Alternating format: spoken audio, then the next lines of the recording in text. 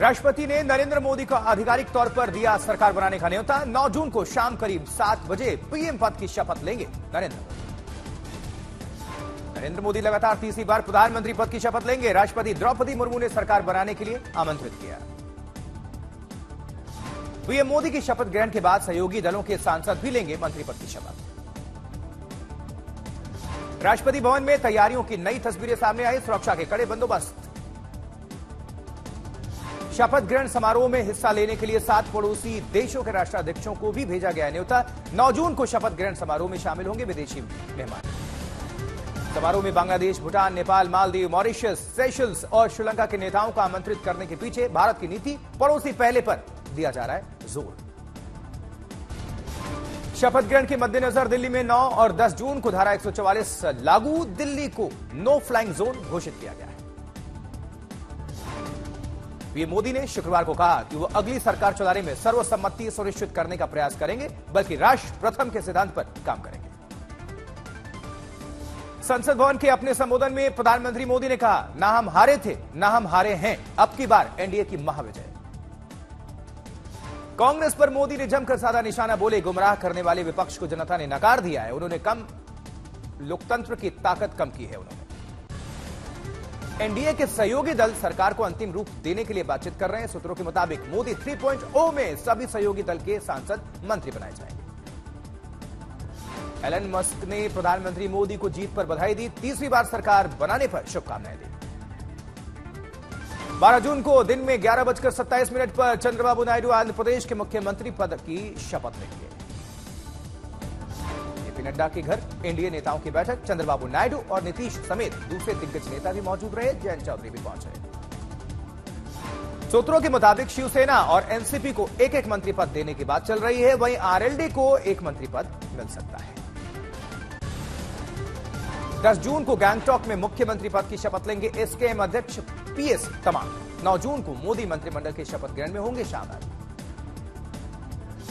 वहीं आज कांग्रेस की 2 अहम बैठक होनी है। सुबह 11 बजे कांग्रेस वर्किंग कमेटी की मीटिंग, शाम 5:30 बजे कांग्रेस संसदीय दल की बैठक।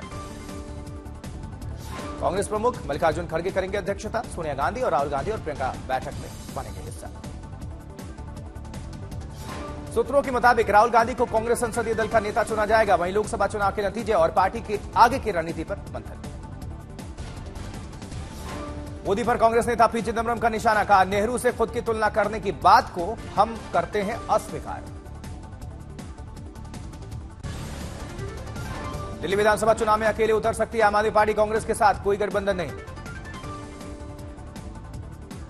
आम आदमी पार्टी आज पार्षदों की बैठक का कर रही है आयोजित, जबकि पार्टी कार्यकर्ताओं की बैठक 13 जून को होगी। अरविंद केजरीवाल की नियमित जमानत याचिका पर अब 14 जून को होगी सुनवाई। कोर्ट ने ईडी के रवैये पर जताई आपत्ति। वहीं स्वाति मालीवाल पिटाई कांड में विभा कुमार की जमानत याचिका को 30 हजारी कोर्ट ने खारिज कर दिया है। दूसरी बार अदालत से लगा है झटका। जबकि राजकोट अग्निकांड में गिरफ्तारी के बीच एसीबी की जांच। नगर निगम के डिप्टी चीफ फायर ऑफिसर के पास से करीब 80 लाख की संपत्ति जब्त।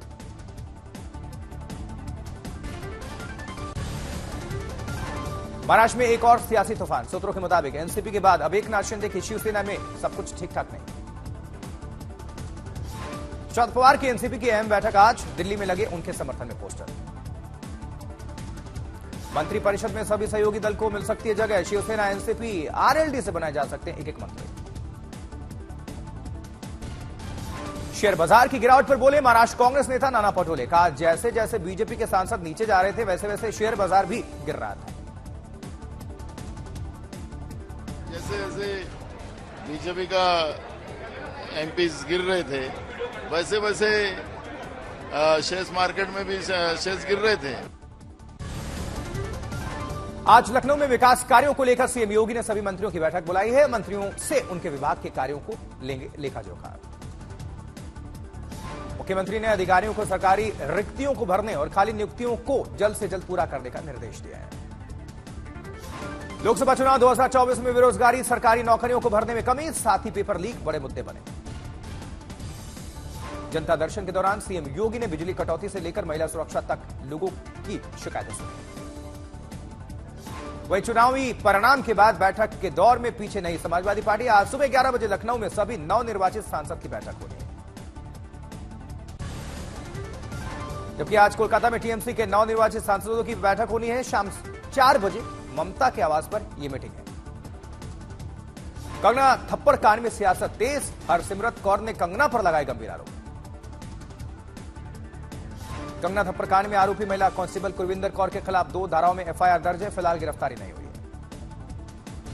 पहली बार कैमरे के सामने आई सीआईएसएफ कांस्टेबल कुलविंदर कौर की मां ने कहा, मेरी बेटी ऐसा नहीं कर सकती। कंगना ने गलत भाषा का इस्तेमाल कर उसे उकसाया होगा।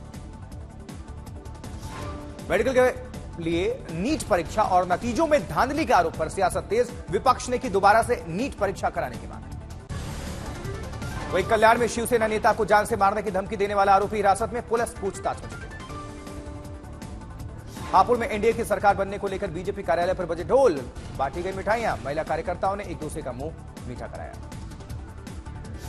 फिक्की कास्केटनी बाजार में धड़ल्ले से बिक रहे नकली सामान पर एंटी काउंटर फिटिंग कॉन्फ्रेंस का आयोजन किया है। देश में बिक रहे नकली खाने पीने, कपड़े, जूते और तमाम तरह के सामानों की बिक्री पर प्रतिबंध के लिए कानून बनाने की मांग पर चर्चा। फिक्की कास्केट के चेयरमैन अनिल राजपूत, दिल्ली पुलिस के joint commissioner B Shankar Jaiswal सहित देश के कई बड़े नामी उद्योगपति इसमें शामिल हुए। महिसागर में भीषण गर्मी में पीने के पानी की किल्लत है। सरकार की हर घर नल से जल योजना रही विफल। जबकि आज देहरादून में आईएमए की पासिंग आउट परेड का आयोजन, देश विदेश के 394 कैडेट्स इसमें भाग ले रहे हैं। कानपुर में एक महिला का घर कब्जा करने के मामले में समाजवादी पार्टी के विधायक इरफान सोलंकी को 7 साल की सजा, साथ ही अन्य 3 को भी जेल। यमुनोत्री धाम के अहम पड़ाव नगर पालिका बरकोट में इन दिनों पेयजल संकट गहराया। नगरवासियों ने खाली बर्तन और ढोल नगाड़े बजाकर धरना दिया। उधम सिंह नगर में पानी की किल्लत से लोग परेशान हैं। किसानों की फसलों को हो रहा है नुकसान है। जबकि छत्तीसगढ़ के नारायणपुर में सुरक्षाकर्मियों और सुरक्षा बलों में एनकाउंटर, सुरक्षाकर्मियों ने 5 नक्सलियों को मार गिराया है। उधर भुवनेश्वर में एक एनजीओ के 20 छात्रों ने नीट परीक्षा पास की, बिना किसी सुख सुविधा के सबसे कठिन परीक्षा पास करके बने लोगों के लिए प्रेरणा। भारतीय सेना ने उत्तरी कश्मीर में आर्मी पोर्टर कंपनी के लिए भर्ती रैली के आयोजित, युवाओं में दिखा उत्साह। बढ़ती गर्मी और हीट वेव से निजात पाने के लिए पहाड़ों की तरफ रुख कर रहे सैलानी, शिमला में पर्यटकों का तांता लगा हुआ है। चीनी ड्रोन निर्माता कंपनी DJI ने माउंट एवरेस्ट पर किया दुनिया का पहला ड्रोन डिलीवरी परीक्षण। फ्लाई कार्ड 30 ड्रोन के जरिए 3 ऑक्सीजन की बोतल भेजी गई हैं। गांधीनगर में राष्ट्रीय रक्षा यूनिवर्सिटी और ब्रेन सर्विसेज प्राइवेट लिमिटेड के बीच हुआ ड्रोन समझौता, लगाए जाएंगे अत्याधुनिक drone robotics centre. Noida sector 94 की ग्रीन बेल्ट में लग गई आग, दमकल की गाड़ियां मौके पर पहुंची, आग पर काबू पाया। जबकि कांग्रेस उम्मीदवार मुरलीधरन की हार के बाद त्रिशूर में कांग्रेस कार्यकर्ताओं की झड़प का वीडियो सामने आया है। उधर केदारनाथ में सोशल मीडिया पर एक रील वायरल हो रही है, जिसमें 2 थार से कुछ यात्री उतर रहे हैं। उनकी थार मरीजों और बुजुर्गों को मंदिर तक ले जाने के लिए लाई गई। झालावाड़ में आर्थिक परेशानी के चलते किसान ने कर लिया आत्महत्या, कर्जदारों से परेशान था ये किसान। बहराइच में एएसपी ने एक शख्स को उतारा मौत की घाट, चाकू से गोदकर हत्या। मुजफ्फरनगर में पानी की बाल्टी में 10 महीने की बच्ची की गिरने से मौत हो गई। घर में खेलते वक्त हादसा हुआ। महाराष्ट्र के गढ़चिरौली पुलिस ने छत्तीसगढ़ सीमा के पास से नक्सली शिविर का भांडाफोड़ किया। कई इसमें चीजें, सामग्रियां जो हैं बरामद हुई हैं। गोवा के पणजी शहर में कुछ हिस्सों में हुई बारिश, तापमान में गिरावट। आगरा में बढ़ते तापमान का कहर देखने को मिला। गर्मी के कारण ऑटो चालकों को काफी समस्याओं का सामना करना पड़ रहा है, नहीं मिल रही सवारी। कोयम्बटूर में वन विभाग एक हाथी के बच्चे को मां से मिलाने की कोशिश में जुटा है। मां हाथी के इलाज के दौरान अलग हो गया था ये बच्चा। रायपुर में ट्रक में मवेशियों को ले जाने के आरोप में 2 लोगों की मौत हुई, पुलिस छानबीन में जुटी। 2024-25 में देश की विकास दर में होगी बढ़ोतरी। आरबीआई ने विकास दर में अनुमान बढ़त 7.2% बताया है। जबकि ब्याज दरों में लगातार 8वीं बार बदलाव नहीं, लोन नहीं होंगे महंगे, नहीं बढ़ेगी EMI. RBI governor Shaktikanta Das ने बैंकों को आईटी इंफ्रास्ट्रक्चर में निवेश करने की सलाह दी है, कहा इससे रुकावटों में लाई जा सकती है कमी। फास्टैग एमसीएमसी में ऑटोमेटेड ऐड होगा पैसा, अभी मैनुअल रूप से बार बार रिलोड करना पड़ता है। यूपीआई लाइट की भी होगी इसमें सुविधा मौजूद। वीवो ने भारत में लॉन्च किया एक नया फोन। इस फोन की कीमत है करीब 1,59,000 रुपए। रोड रेज मामले में रवीना टंडन ने तोड़ी चुप्पी, सपोर्ट करने वालों को किया धन्यवाद, बोले अब निकलवाओ डैश कैम और सीसीटीवी। शर्मिन सहगल के ट्रोलर्स पर भड़की ऋचा चड्ढा का क्रिटिसाइज कीजिए, नफरत नहीं, ऐसे चटकारे लेकर ट्रोल बिल्कुल मत करो।